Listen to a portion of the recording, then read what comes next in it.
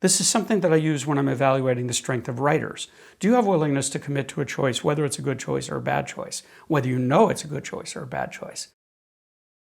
What is path? What is path? Well, let's see. We determine purpose is the stuff that will make you feel like your life is worth living. So path is the strategy and tactics you use to achieve that goal. If I say to myself, my purpose is to start a, I want to make this up, see if I can get this right.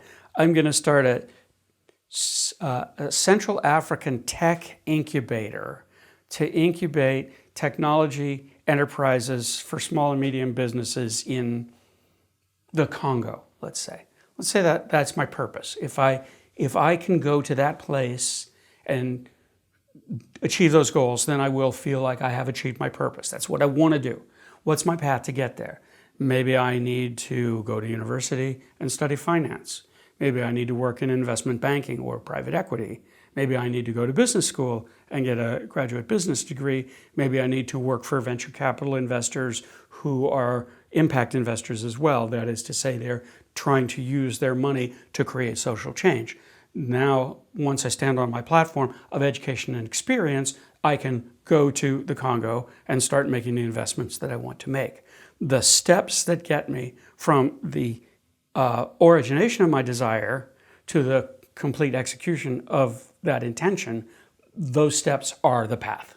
To put this in context, I need to make it clear that when I was young, I was super arrogant, just really arrogant. One of the things that I was arrogant about was I have self-awareness. I know myself, and other people don't.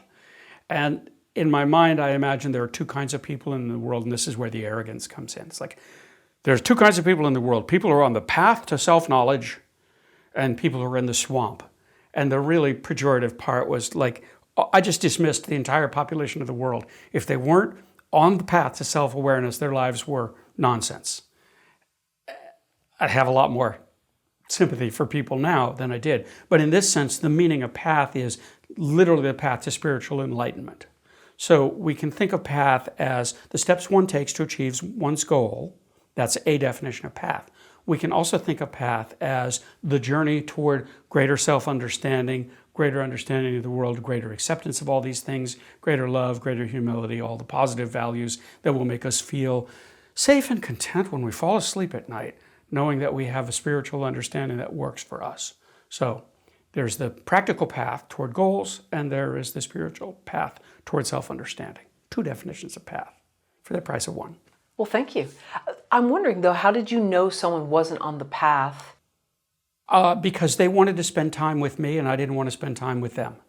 What I understood at the time was, if you're on the path, you really have something to offer other people. You have awareness, you have enlightenment, you have insight, you have energy. You're a person who knows who they are and is going about the business of actualizing themselves. There's a lot of positive qualities to that. Many people are attracted to those positive qualities, including people who do not have them, who say, I see that bundle of energy, that bundle of purpose. I want to grab hold of that. I want to ride along and possibly tax it or drag it down. So my understanding was people in the swamp want to be with people on the path because it's better for them, but it's not better for people on the path. If you want to be with someone who's on the path, you must yourself be on the path. There is no choice. So, what was the question? Well, because you said you would get upset if you didn't want to be around people that weren't on the proverbial path. Yeah. How did you know they weren't? Because they weren't demonstrating self-awareness. Yeah, it's easy enough. God, it was easy at the time. This is when I was single, and I used to meet people by asking them pointed questions to see what their answers would be. Like what? Like, what's the most important thing you know? Or what do you do that you love? Okay. Or what do you believe in? Whew. And just imagine that I'm asking you these questions at a party. Right. I'm going to get one or two reactions from you. Either you're going to be interested and engaged and thoughtful and give me something I can deal with and learn from, or you're not going to understand what I'm saying and I'll know that we're not going to have a fruitful conversation or relationship. Or a third, if I may. Yeah? I'm going to wonder what you want from me in the sense that is there an agenda to the questions? Whereas it sounds like the agenda was just you wanted to get to know someone. Were you simpatico?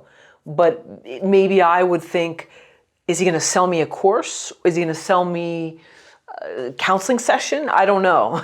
Well, let's start with the basics. What's the most important thing you know? I know you want to answer the question. Yeah, and I'm drawing a blank, so that obviously shows I'm not on the path. I think it depends on what arena. I think I can't just say this is the most important thing I know, because I think there's different arenas where I could say this is what I know in this arena, this in this one, and maybe some people might think that's a BS answer, but that's just kind of my truth. Well, it might or might not be a BS answer, but we're going to drill down until it turns into something solid. Okay. Instead of saying what's the most important thing you know, when I asked what's the most important thing you know, for you, it created a block. And the block was, I don't know how to evaluate, I don't know how to decide or weight those things. So if I'm demonstrating other awareness and empathy, I'm going to say, I asked the question, I'm going to say to myself, I asked the question the wrong way, I'm going to ask it a different way. And now I will say, in a more inviting sense, what is an important thing you know? Okay. Now you don't have to pick number one, you can pick any. Right. And so I'll ask you that question. What is an important thing you know? Okay, well, to quote, this is going to sound very cliche, but that intuition is more important than knowledge is probably one thing that I think I live by. Okay. And it's interesting, it's almost like we come to forks in the road in this dialogue, because if I said to you, what's an important thing you know, and you still waffled, you still said, well, I still don't know what area you're talking about or what you want. If you weren't willing to plunge into an answer without fear of giving me the wrong answer, that would tell me something about you. This is something that I use when I'm evaluating the strength of writers. Do you have willingness to commit to a choice, whether it's a good choice or a bad choice, whether you know it's a good choice or a bad choice? Because if you're willing to commit to choices as a writer, that's something I can work with. But if you can't commit to any choice because you're too afraid of making a wrong choice, that's a hurdle we need to overcome. So now back to intuition. What I would probably do if I thought this conversation had some future value to it, I would try to drill a little deeper. I would say something like, tell me about a time when you see your intuition at work. And maybe you'd say, can you tell me about a time when you see your intuition at work? Oh, many, many times.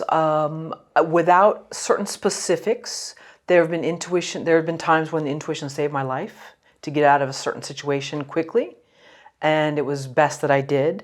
And maybe off camera we can go into some details, but Sure. I'd rather not say them here.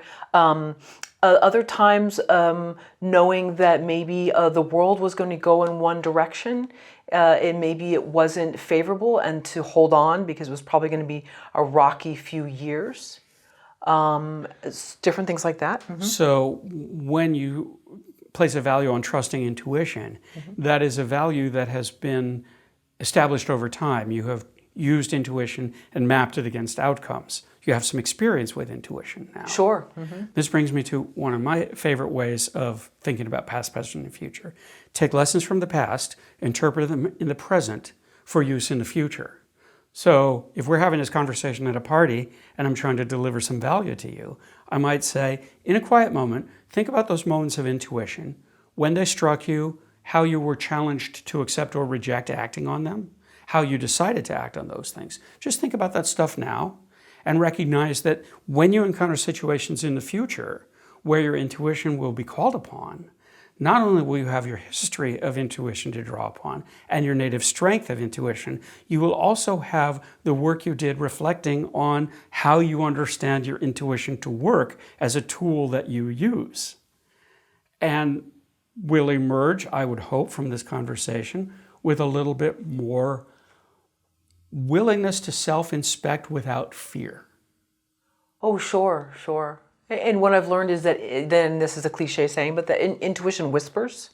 It's not heavy-handed. So a lot of times it's easy to overlook it. And a lot of times, sometimes we don't want to look at our intuition, but it's a little gnawing whisper. And so I don't know if that adds to it, but. Every time I have failed to acknowledge that whisper, I've gotten fired from a job. 3 or 4 occasions can come to my mind right now, and what they had in common was everybody knew I was not happy in that job except me. And I knew it too, I just couldn't admit it. My voice was whispering, you don't belong in this environment, you should really leave. And instead of acting on that, I acted out against it. It just became impossible, so they fired me, which was the right outcome, better for me in every respect, in all instances. Sure. And sometimes we know a job is not good for us, but we have to stay because we need a paycheck. But what's your compass for knowing that you're on the right path? What is my compass for knowing that I'm on the right path? I start by having a liberal definition of what the right path is. Let's boil it down to a simple thing. I'm making a piece of art, and I'm confronted with all kinds of choices. One set of those choices is the right path, but there's a lot of room on either side of that one set of choices that's also the right path. So a lot of being on the right path is just having acceptance that there's more than one right answer. As I'm fond of saying, the ocean is blue, but it's also wet. There's always more than one right answer.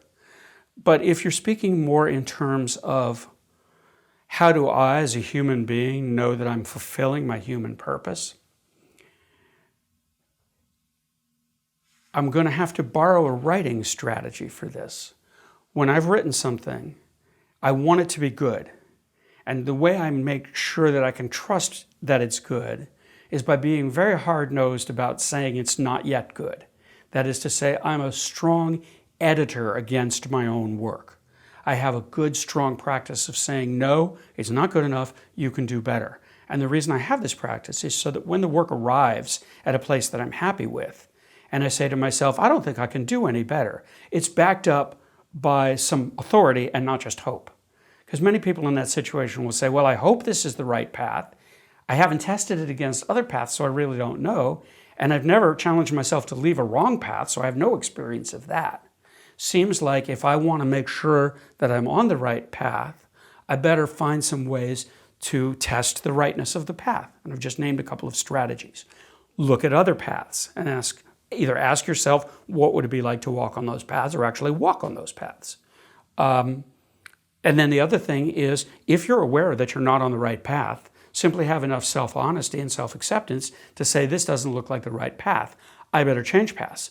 The first time you have the experience of leaving the wrong path and getting onto the right path, you will have you'll have faith in your ability to know the right path, because when you looked at a wrong path and saw that it wasn't the right path, you knew it wasn't the right path, so you left it. For myself, I was an advertising copywriter at a young age, wrong path. I bailed, I just left that path. I've done longer explorations into things like visual art, stand-up comedy. Stand-up comedy is a good one. It's not my path. I wish it were my path. I can't find a path there, which is not lamentable and possibly not uncorrectable, not insurmountable. But the path that I perceive myself as being on is a path to higher self-understanding through communication with others, and a path to communicating better to others with greater self-understanding.